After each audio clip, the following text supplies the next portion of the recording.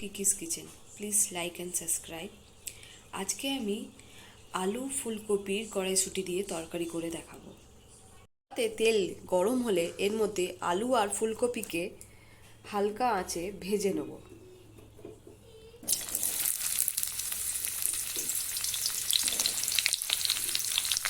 আগে ফুলকপিটা ভেজে নেব। হালকা একটু ভেজে নেওয়ার পরে এর মধ্যে আলুগুলো দিয়ে দেবো, সাথে ক্যাপসিকামও দিয়ে দেবো।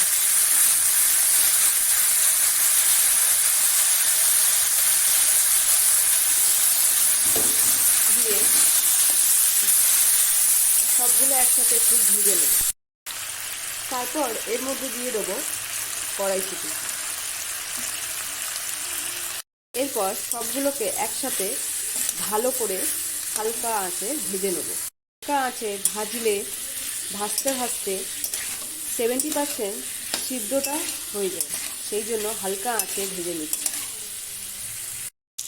এইরকম ভাজা হয়ে আসলে, গোল্ডেন কালার হয়ে আসলে ভাজাটা, তো তুলে নিই। এরপরে আমি কড়া থেকে এইগুলো ভাজাগুলোকে তুলে নেব। তেল গরম হয়ে গেলে এর মধ্যে দিয়ে দেবো আদা কুচি,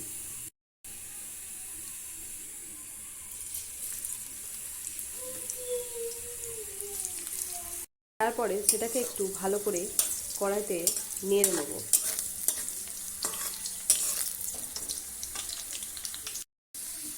হালকা একটু গোল্ডেন কালার হয়ে আসলে এর মধ্যে পেঁয়াজ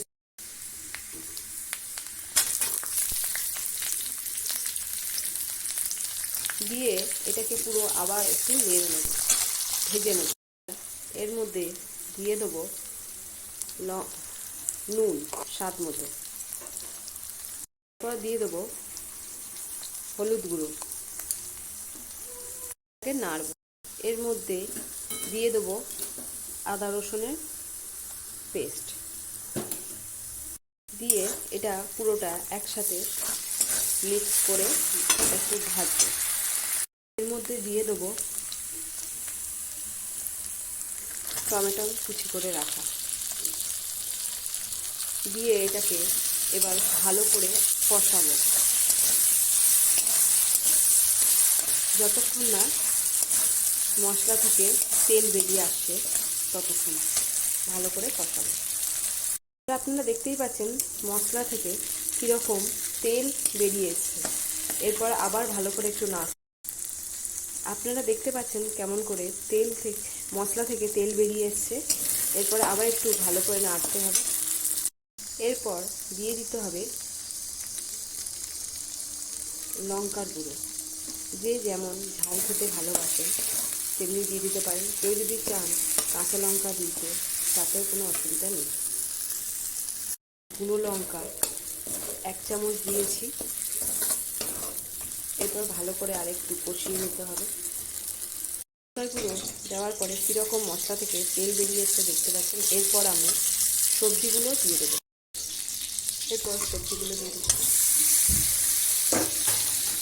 এবার মশলাটা সবজির সাথে কষার পরে একটু হালকা জল দিয়ে দেবো,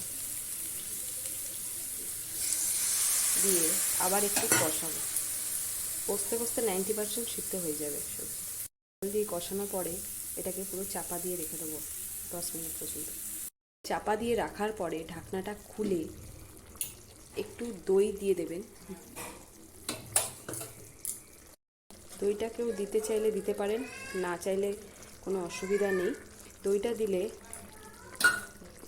তরকারির যে স্মুথনেসটা আসে ঝোলে, এবং খেতে খুব ভালো লাগে। এবং দইটা যখন দেবে তখন আঁচটা বাড়িয়ে দেবেন যাতে ফুটে ওঠে, না হলে এটা ছানার মতন কেটে যাবে এবং দেখতেও খারাপ লাগবে। তাই জন্য যখন দইটা দেবেন তখন আঁচটাকে বাড়িয়ে দেবেন, দিয়ে একটু কষাবেন, একটু চাপা দিয়ে রাখবেন এই পর্যন্ত। এবার তরকারিটাকে আরেকটু 5-6 মিনিট একটু জল দিয়ে চাপা দিয়ে রাখতে হবে। তরকারিটাতে জল দিয়ে 2 মিনিট মতন ফুটিয়ে নামিয়ে দিতে হবে। এটা হয়ে গেছে। যে যেমন ঝোল খায় সেই রকম রাখবেন। আমি তরকারির ঝোলটা এমনি রেখেছি। এবার এর মধ্যে দিয়ে দেবো গরম মশলা,